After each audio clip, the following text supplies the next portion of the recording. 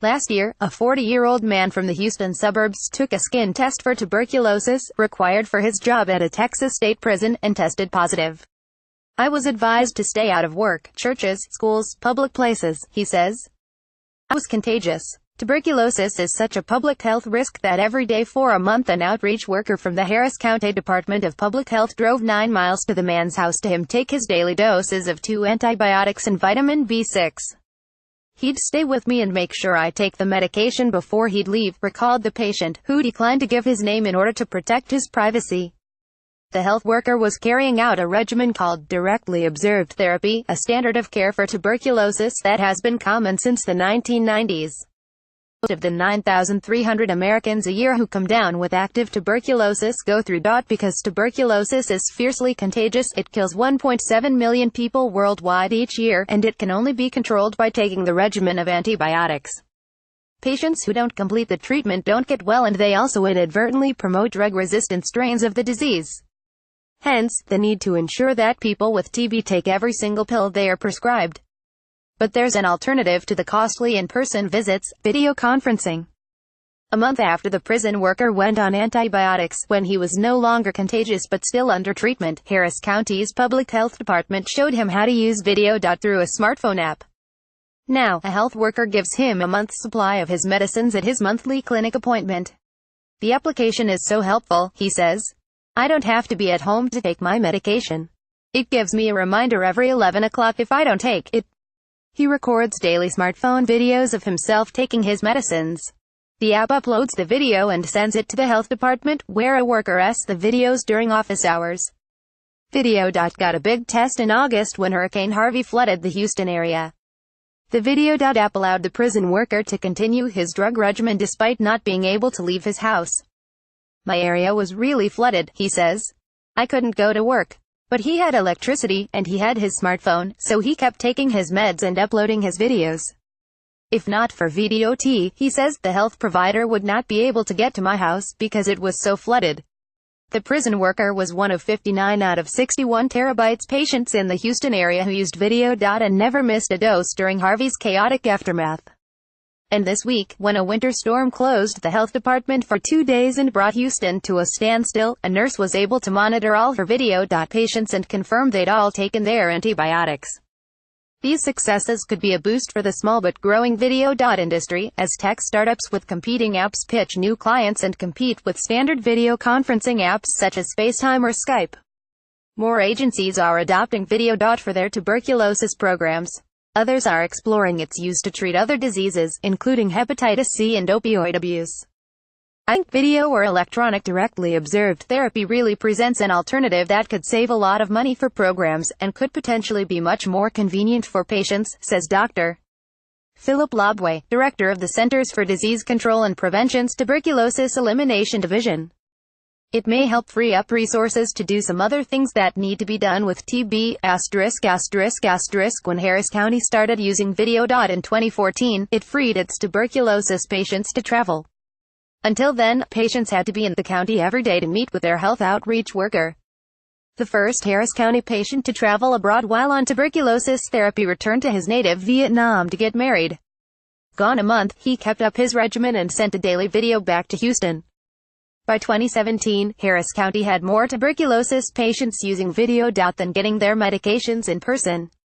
Dana Wiltz-Beckham, director of Harris County's tuberculosis program, says patients like the privacy the app gives them compared to visits from health workers. "When you roll up in that county car, people want to know what's going on," she says.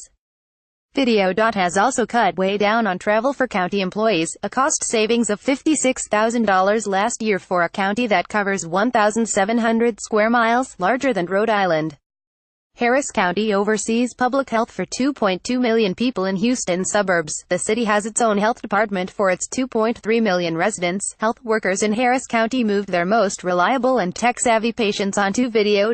Says Wiltz-Beckham. "They're accountable for their health, and they've built the trust with us, and they're meeting the outreach worker.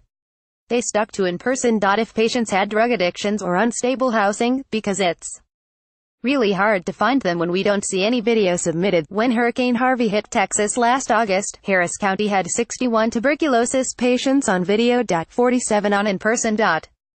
That made the Houston suburbs into a test case for how to help patients keep up with their medicines after a natural disaster, a question that's interested public health officials at least since the exodus caused by Hurricane Katrina in 2005. Before Katrina, the Louisiana Health Department issued 2 to 4 week supplies of antibiotics to patients and handed them phone numbers of health officials to contact in case they were displaced.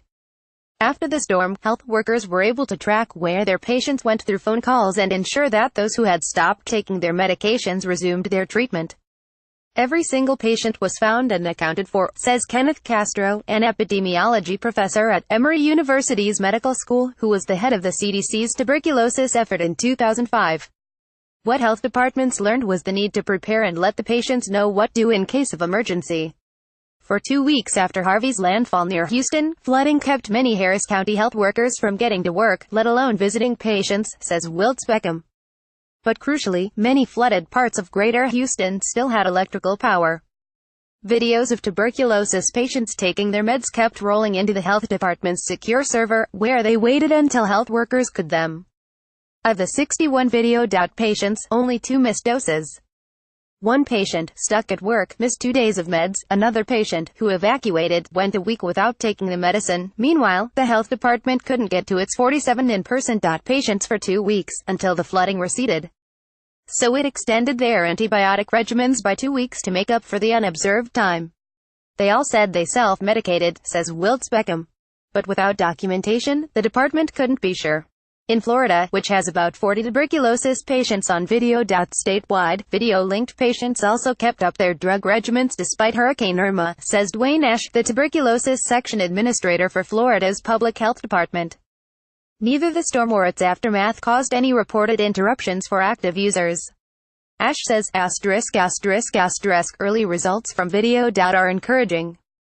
A December 2015 survey of local tuberculosis programs found that 42% were using video. For some of their patients. Those who did, 85% reported that patients who used video. Stuck with and finished their antibiotic regimens as often as patients monitored in person. More than 90% reported that their patients and workers were satisfied with video. And more than 80% reported cost savings. In 2016, Puerto Rico's Tuberculosis Control Department used video. To stop an outbreak at a long-term care facility for cognitively impaired men in the San Juan metro area. By July 2017, all 17 residents had completed their antibiotics. The short-staffed Puerto Rico Health Department found that video. Had saved it about 240 hours, or 1/4 of a caseworker's workload over 6 months. Last April, the CDC issued a 15-page how-to guide for setting up a video. Program. Health departments can choose from among several privately developed apps, including live video links and those that record videos for future viewing. Counties in some states have turned to standard video conferencing apps, such as FaceTime and Skype. Harris County and Puerto Rico have used video. Technology from Baltimore-based eMocha, a 4-year-old startup with a mostly millennial staff that has clients in 19 states.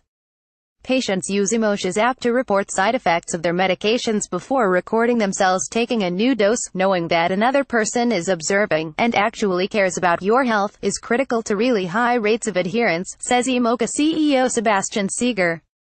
With 3 out of 4 adult Americans now using a smartphone, most patients can easily download the app and get started. About 10% of patients receive a smartphone from an eMocha client so they can do video. Seeger estimates. Medical non-adherence is extremely expensive, says Seeger, while the cost of a cell phone and data plan is negligible. Eric Trickey is a writer in Boston.